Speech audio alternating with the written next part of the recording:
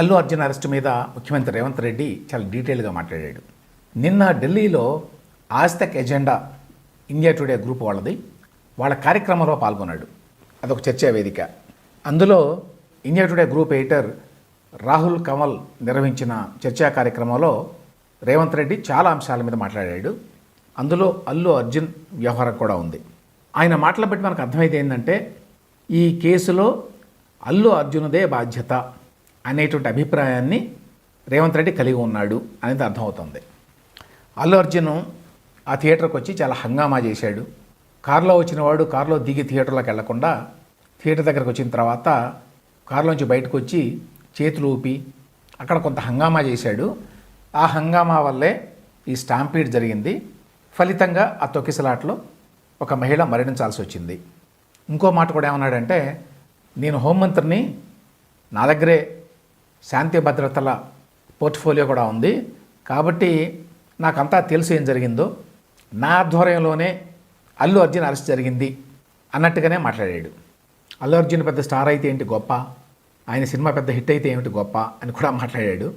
Cinema హీరోలకు ప్రత్యేకత ఏమీ లేదు, మిగతా వాళ్ళతో పాటే వాళ్ళు కూడా అనేటువంటి రేవంత్ రెడ్డి అభిప్రాయాన్ని ఖచ్చితంగా మెచ్చుకోవాల్సిందే. అయితే ఇక్కడ సమస్య ఏమిటంటే ఆయన సినిమా యాక్టర్ కాబట్టి, లేకపోతే స్టార్ కాబట్టి, అందువల్ల రివర్స్ డిస్క్రిమినేషన్ కూడా చూపించకూడదు. అంటే కావాలని అతని మీద కేసు పెట్టడము, అరెస్టు చేయడమో చేయకూడదు. ఇక్కడ రేవంత్ రెడ్డి ముఖ్యమంత్రిగా ఉండి ఒక కేసు విచారణలో ఉంటే, విచారణలో ఉండగానే దాని మీద ఆయన ఒక అభిప్రాయాన్ని చెప్పకూడదు. ఈ కేసులో అల్లు అర్జున్ దోష కాదా అనే విషయాన్ని కోర్టు తెలుస్తుంది. పోలీసులు ఒక కేసు పెట్టారు. ఆ కేసులో అల్లు అర్జున్ని నిందితుడిగా ప్రకటించారు. కానీ యాక్చువల్గా అతను తప్పు చేశాడా, అతను దోష కాదా అనే విషయాన్ని కోర్టు కాబట్టి చివరికి నిర్ణయించేది. ఈ లోపల పోలీస్ ఇన్వెస్టిగేషన్ని అధికారంలో ఉన్న వాళ్ళు ప్రభావితం చేసినట్టుగా కనిపించకూడదు కనీసం. ఇప్పుడు ముఖ్యమంత్రి అభిప్రాయంతో ఉంటే పబ్లిక్గానే రేవంత్ రెడ్డి అవును అల్లు అర్జున్ హంగామా చేశాడు అక్కడ, అందుకనే అరెస్ట్ చేశాం, అందుకనే కేసు పెట్టాం అని అంటే ఆ కేసును ప్రభావితం చేసినట్టు అవుతుంది. పోలీసులు వాళ్ళు ఇన్వెస్టిగేషన్ చేసి వాళ్ళ దర్యాప్తులో అల్లు అర్జున్ పాత్ర కూడా ఉన్నది అని భావించి వాళ్ళు అరెస్ట్ చేశారు. ఆ కేసు వాళ్ళు దర్యాప్తు చేసిన ప్రకారం ముందుకెళ్తుంది, ఇందులో ప్రభుత్వం పాత్ర ఏమి ఉండదు అని మాట్లాడాలి యాక్చువల్గా రేవంత్ రెడ్డి. కానీ ఆయన మనసులోనే మాట బయటకు వచ్చేసినట్లుంది. అంటే రేవంత్ రెడ్డికి ఏమీ సంబంధం లేదు ఈ అల్లు అర్జున్ అరెస్ట్ తోటి, ఇది చట్టం తన పని తాను చేసుకునేటువంటి ప్రక్రియలో భాగంగానే జరిగింది అని చెప్పి అనుకోవడానికి అవకాశం లేకుండా ఆయనే చేశాడు. రెండో పాయింట్ రేవంత్ రెడ్డి చెప్పింది ఏంటంటే, అసలు ముందస్తు అనుమతి లేకుండా ఆ విధంగా ఆయన థియేటర్కి రావడం వల్ల ఈ గొడవ అంతా జరిగింది, ఈ స్టాంపీడ్ జరిగింది అని. కానీ అది అబద్ధం అని చెప్పి ఇప్పుడు తేలింది. గతంలో పోలీసులు కూడా ఇదే మాట చెప్పారు. ఏమని, థియేటర్ వాళ్ళు మాకు ముందస్తు సమాచారం ఇవ్వలేదు, ఇట్లా సినిమా హీరో ఇతరులు వస్తున్నారు ఆ సినిమాకి సంబంధించిన వాళ్ళు, దానికోసం బందోబస్తు కావాలి అని చెప్పి మాకు సమాచారం కూడా ఇవ్వలేదు అని కేసు పెట్టినప్పుడు పోలీసులు మాట్లాడారు. అయితే తాజాగా సంధ్య 70mm థియేటర్ వాళ్ళు పోలీసులకి డిసెంబర్ 2వ తేదీన రాసిన లేఖ బయటకు వచ్చింది. ఆ లేఖలో వాళ్ళు క్లియర్గా డిసెంబర్ 4వ తేదీన ప్రీమియర్ షోస్ ఉన్నాయి, వాటికి అల్లు అర్జున్ ఆ సినిమా బృందం వస్తున్నారు, అందుకోసం తగిన బందోబస్తు ఏర్పాట్లు చేయండి అని రిక్వెస్ట్ చేస్తూ ఆ థియేటర్ మేనేజర్ పేరుతోటి ఒక లేఖ పోలీసులకు పంపించారు. నిజానికి ఆ లేఖని బేస్ చేసుకొనే తెలంగాణ హైకోర్టు నిన్న అల్లు అర్జున్కి మధ్యంతర బెయిల్ ఇచ్చింది. అంటే ఆ లేఖ వాస్తవమే, అంటే పోలీసులు చెప్పింది అబద్ధం. పోలీసులు ఇచ్చిన ఇన్ఫర్మేషన్ ఆధారంగా ముఖ్యమంత్రి రేవంత్ రెడ్డి నిన్న ఢిల్లీలో చెప్పిన మాట కూడా నిజం కాదు. ఈ మొత్తం గొడవలో అల్లు అర్జున్ పాత్ర కొంత, థియేటర్ మేనేజ్మెంట్ పాత్ర కొంత, ముందు వెనక చూడకుండా హీరో వర్షిప్లో భాగంగా సినిమా పిచ్చితో వచ్చేటువంటి జనం బాధ్యత కొంత ఉన్నది. కానీ ముందే థియేటర్ యాజమాన్యం ఈ లెటర్ ఇచ్చింది అంటే పోలీసుల పాత్ర ఇంకా ఎక్కువ ఉంది. అంటే తెలిసి కూడా వాళ్ళు సరైన బందోబస్తు ఏర్పాట్లు చేయలేదు అని. ఈ సందర్భంగా రామ్ గోపాల్ వర్మ కొన్ని ప్రశ్నలు వేశాడు. వర్మ కొన్ని విషయాల్లో చాలా లాజికల్గానే మాట్లాడతాడు. ఇక్కడ అతను వేసిన ప్రశ్నలు కూడా అడగతగవే. ఏమంటాడు, పుష్కరాలు బ్రహ్మోత్సవాల తోపులాటలో భక్తులు చచ్చిపోతే దేవుళ్ళని అరెస్ట్ చేస్తారా? అదేవిధంగా ఎన్నికల ప్రచారాల తొక్కిసలాట్లో ఎవరైనా మరణిస్తే రాజకీయ నాయకులను అరెస్ట్ చేస్తారా? సినిమాల ప్రీ రిలీజ్ ఈవెంట్స్లో ఎవరైనా చనిపోతే హీరోయిన్లు అరెస్ట్ చేస్తారా?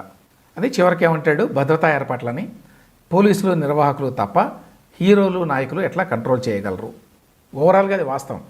నేరుగా అల్లు అర్జున్ పాత్ర లేదు ఇందులో. అందువల్ల అరెస్టు లాంటి దుందుడుకు చర్య తీసుకోవాల్సిన అవసరం లేదు అనేది ఒక జనరల్గా అభిప్రాయం. అల్లు అర్జున్కి ఏమీ బాధ్యత లేదని, థియేటర్ యాజమాన్యానికి ఏ రకమైన బాధ్యత లేదని కాదు. ఒక వ్యక్తి ఈ తొక్కిసలాట్లో చనిపోయింది, దానికి ఎవరో బాధ్యులు అనేటువంటి ప్రశ్న రేవంత్ రెడ్డి కూడా ఎత్తాడు ఢిల్లీలో జరిగిన ఈ చర్చలో. దానికి ఎవరు బాధ్యులు అనేది పోలీసులు దర్యాప్తు చేసి దాన్ని కోర్టులో ప్రవేశపెట్టి కోర్టు వారు నిర్ణయించాలి. చివరికి ఎవరో ఒకరు బాధ్యులు కావాలి కాబట్టి ఆ సినిమా హీరోని అరెస్ట్ చేశామని చెప్తే అది కరెక్ట్ కాదు. అట్లయితే మరి రాష్ట్రంలో ఎన్నో ఘటనలు జరుగుతాయి. ఆ చావులన్నిటికీ కూడా పరోక్షంగా ప్రభుత్వమే కారణంగా ఉంటుంది చాలా విషయాల్లో. మరి ఎప్పుడు మంత్రులను అరెస్ట్ చేయలేదే? ఎందుకు అరెస్ట్ చేయరంటే నేరుగా మంత్రి పాత్ర ఉన్నది కాబట్టి. అట్లనే ఇక్కడ కూడా అల్లు అర్జున్ పాత్ర నేరుగా లేదు. అల్లు అర్జున్కి 41A కింద నోటీస్ ఇచ్చి పిలిచి ఇంట్రాగేషన్ చేసి కేసులో మరి అతన్ని ఇప్పుడు పెట్టినట్టుగానే 11వ నిందితుడిగా ఏమో పెట్టి కోర్టులో ఛార్జ్షీట్ వేస్తే అది వేరే విధంగా ఉండేది. అట్లా కాకుండా అరెస్ట్ చేయటం అనేది కావాలని ఒక మెసేజ్ పంపించడానికి అన్నట్టుగా ఉంది. రేవంత్ రెడ్డికి ఈ సినిమా హీరోలంటే పెద్ద గౌరవం లేదు అనేది ఆజ్తక్ ఎజెండాలో ఆయన మాట్లాడిన మాటలో స్పష్టంగా అర్థమవుతోంది. వాళ్ళు కాదు హీరోలు, నేనే హీరోనే అన్నాడు. నేను ఎవరికి ఫ్యాన్ కాదు, నాకే ఫ్యాన్స్ ఉంటారు అని కూడా అన్నాడు. తెలుగులో సినిమా పిచ్చి ఎక్కువ, హీరో వర్షిప్ ఎక్కువ, దీనివల్ల ఇటువంటి ఘటనలు కూడా జరుగుతుంటాయి అనే మాట కూడా వాస్తవం. అందువల్ల ఈ మొత్తం వ్యవహారంలో రకరకాల యాంగిల్స్ ఉన్నాయి. ఇదేదో ఒక్కళ్ళ మీదనే నిన్నంతా వేయాలి అనే ప్రయత్నం కరెక్ట్ కాదు, అంతే. ఇందులో ఎవరి బాధ్యత లేదని కాదు. రేవంత్ రెడ్డి అన్నట్టుగా ఆ హీరోలు సినిమాలు తీసుకుంటే ఏంటి, డబ్బుల కోసం సినిమాలు తీస్తారు, డబ్బులు ఖర్చు పెట్టి మళ్ళీ డబ్బులు సంపాదించుకుంటారు. అంత మాత్రం చేత వాళ్ళు ఏమైనా దేశానికి సేవ చేసినట్ట అని కూడా అన్నాడు. అది వాస్తవమే. అట్లా అని చెప్పి హీరోలు కదా వీళ్ళని ఒకసారి జైల్లో పెడితే కానీ నా ఇంపార్టెన్స్ తెలిసి రాదు అని చెప్పి అనుకోవడం కూడా కరెక్ట్ కాదు. కానీ ఓవరాల్గా ఏంటంటే అనుకోకుండా రేవంత్ రెడ్డి ప్రభుత్వం ఫిల్మ్ ఇండస్ట్రీకి వ్యతిరేకం అనేటువంటి ఒక అభిప్రాయం మాత్రం కలిగింది ఈ మధ్య జరిగిన డెవలప్మెంట్స్ వల్ల. ఆ మధ్యనే నాగార్జున వ్యవహారం తెలుసు. రేవంత్ రెడ్డి ప్రభుత్వంలో ఉన్న ఒక మంత్రి కొండా సురేఖ రకరకాల కామెంట్స్ చేసింది నాగార్జున ఫ్యామిలీ మీద. దాని మీద ఆయన డెఫమేషన్ కేసు కూడా వేశాడు. ఆ కేసు నడుస్తోంది. ఆ వెంటనే మోహన్ బాబు వ్యవహారం జరిగింది. అందులో కూడా పోలీసులు చాలా కఠినంగా వ్యవహరిస్తున్నారు అని చెప్తున్నారు. అంటే మోహన్ బాబు మీద హత్యాయత్నం కేసు పెట్టడం, ఆయన హైకోర్టుకు వెళ్ళినా కూడా రిలీఫ్ దొరకపోవడం, కాబట్టి ఇప్పుడు ఏ క్షణంలోనైనా మోహన్ బాబును కూడా అరెస్ట్ చేస్తారు అనేటువంటి వార్తలు రావటం, దాంతో మోహన్ బాబు ప్రస్తుతం ఎబ్స్కాండింగ్లో ఉండటం, ఇదొక డెవలప్మెంట్. మూడో డెవలప్మెంట్ అల్లు అర్జున్ అరెస్టు. తాజాగా తెలంగాణ పోలీసులు ఎంత గట్టిగా ఉన్నారంటే హైకోర్టు నిన్న లేట్ ఈవినింగ్ మధ్యంతర బెయిల్ ఇచ్చింది అల్లు అర్జున్కి. ఆ బెయిల్ పత్రాలని జైలుకి తీసుకెళ్లేసరికి 10:30 అయింది రాత్రి. 10:30కి విడుదల చేయడం సాధ్యం కాదు అని జైలు అధికారులు చెప్పారు. దాంతో ఇవాళ ఉదయం శనివారం ఉదయం ఆయన జైలు నుంచి బయటకు వచ్చాడు.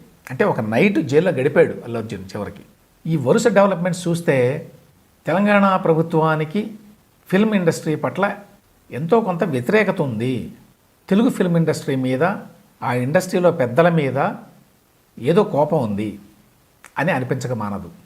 అయితే రేవంత్ రెడ్డి ఏం చెప్పాడు నిన్న ఆజ్తక్ ఎజెండా చర్చలో, నాకు అందరూ తెలుసు, నిజానికి అల్లు అర్జున్ కూడా నాకు బంధువు అవుతాడు. ఎందుకంటే ఆయన భార్య స్నేహలత వాళ్ళ తండ్రి అంటే ఆయన మామ చంద్రశేఖర్ రెడ్డి నాకు చుట్టం, నాకు రిష్తేదారు. అది కాకుండా ఆయన మా పార్టీలో ఉన్నాడు, కాంగ్రెస్ పార్టీలో. కాబట్టి మిసెస్ అల్లు అర్జున్ కూడా నాకు బంధువే. అది కాకుండా అల్లు అర్జున్ మామ చిరంజీవి కూడా కాంగ్రెస్లోనే ఉన్నాడు, మా పార్టీలోనే ఉన్నాడు. అయినా కూడా నేను అరెస్ట్ చేశాను అని చెప్తున్నాడు రేవంత్ రెడ్డి. వీటన్నిటిని బట్టి ఏమిటంటే స్పష్టమైన అవగాహనతోటే రేవంత్ రెడ్డి అల్లు అర్జున్ అరెస్ట్ నిర్ణయాన్ని తీసుకున్నాడు అని చెప్పొచ్చు. ఎందుకు ఇంత వ్యతిరేకత? బహుశా గతంలో బీఆర్ఎస్కి తెలుగు సినిమా ఇండస్ట్రీలో ఉన్నటువంటి పెద్దలంతా కూడా తలవగ్గి ఉన్నారు, వాళ్ళ చుట్టూ తిరిగారు అనేటువంటి కోపమా? లేకపోతే నాగార్జున ఘటన జరిగినప్పుడు తెలుగు సినిమా ఇండస్ట్రీలో అందరూ ముక్త కంఠంతో రేవంత్ రెడ్డి ప్రభుత్వాన్ని, అందులో ముఖ్యంగా కొండా సురేఖని, ఆవిడ మాటల్ని ఖండించారు. అవకాశం వచ్చింది కదా అని చెప్పి కాంగ్రెస్ ప్రభుత్వం మీద వీళ్ళంతా ఒకేసారి పడ్డారు అనేటువంటి కోపమా రేవంత్ రెడ్డికి తెలియదు. కానీ తాజా పరిణామాలన్నీ చూస్తే మాత్రం తెలుగు ఫిల్మ్ ఇండస్ట్రీకి రేవంత్ రెడ్డి ప్రభుత్వానికి కొంత గ్యాప్ అయితే పెరిగింది అని చెప్పక తప్పదు. నిన్నటి ఆజ్తక్ ఇంటర్వ్యూలో వెల్లడైన మరొక విషయం ఏంటంటే రేవంత్ రెడ్డి చాలా దూకుడుగా ఉన్నాడు, చాలా టఫ్ మ్యాన్ ఇమేజ్ ఇవ్వడానికి ప్రయత్నిస్తున్నాడు అని. ఎందుకంటే అల్లు అర్జున్ వ్యవహారంలో ఆయన మాట్లాడిన మాటలతో పాటు మరొక విషయం కూడా మాట్లాడాడు. అదేంటంటే తెలంగాణలో కాంగ్రెస్ ప్రభుత్వం వచ్చిన తర్వాత ఆర్టీసీ బస్సుల్లో మహిళలకు ఉచిత ప్రయాణం అనే పథకం ప్రవేశపెట్టారు. ఆ సందర్భంగా ఎల్ఎన్టీ చీఫ్ ఫైనాన్షియల్ ఆఫీసర్ ఒక కామెంట్ చేశాడు అప్పట్లో. అది పేపర్లో వచ్చింది. ఏమని, ఈ విధంగా ప్రభుత్వం ఆర్టీసీ బస్సుల్లో ఉచిత ప్రయాణం మొదలు పెట్టడం వల్ల హైదరాబాద్లో ఉన్నటువంటి మా మెట్రోకి దెబ్బ తగులుతోంది అని. అప్పట్లో కొంత వివాదం కూడా అయింది దాని మీద ఇప్పుడు రేవంత్ రెడ్డి ఏం కామెంట్ చేశాడంటే, అప్పుడు కూడా నేను ఆ సిఎఫ్ఓని లోపలేయండి అని మా పోలీసులకు చెప్పాను అన్నాడు. Even Rahul Kamal India today group editor కూడా కంగు తిన్నాడు ఆ మాట విని. మీరు చాలా ఖతర్నాక్లాగా ఉన్నారు ఏంటి, అట్లా ఒక కామెంట్ చేయగానే లోపలేసేయండి అని ఎట్లా అన్నారు అని చెప్పి అడిగాడు. అడిగితే అవును, మరి కాంగ్రెస్ ప్రభుత్వం మీద కావాలని బీఆర్ఎస్ ప్రోద్బలంతో ఇట్లా కామెంట్ చేస్తాడా? తెలంగాణ అంతా మహిళలకు ఉచిత బస్సు సౌకర్యం ఉంది, ఓన్లీ హైదరాబాద్లోనే ఇబ్బంది వచ్చింది ఆయనకి అని చెప్పి నేను అరెస్ట్ చేయమని ఆదేశాలు ఇచ్చాను. అంటే మరి ఏమైంది, అరెస్ట్ చేశారంటే లేదు, ముంబై పారిపోయాడు అతను. అంటే తర్వాత ఎల్ఎన్టీ వాళ్ళు ఎవరైనా వస్తే హైదరాబాద్ అరెస్ట్ చేస్తారా అంటే లేదు, తర్వాత ఎల్ఎన్టీ పెద్దలు వచ్చి మా వాడేదో పొరపాటున మాట్లాడాడు, క్షమించండి అని అడిగారు, అందుకని వదిలేశాను అన్నాడు.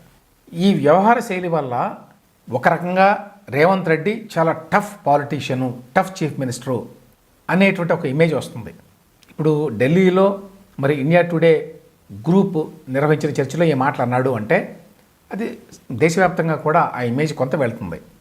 అదే సమయంలో రేవంత్ రెడ్డి చాలా దూకుడుగా ఉన్నాడు, చాలా అహంకారపూరితంగా ఉన్నాడు. ఇది ముందు ముందు అతనికి చాలా సమస్యలు తెచ్చిపెడుతుంది అనేటువంటి అభిప్రాయం కూడా కలుగుతుంది ఈ డెవలప్మెంట్స్ని అబ్జర్వ్ చేసిన వాళ్ళకి.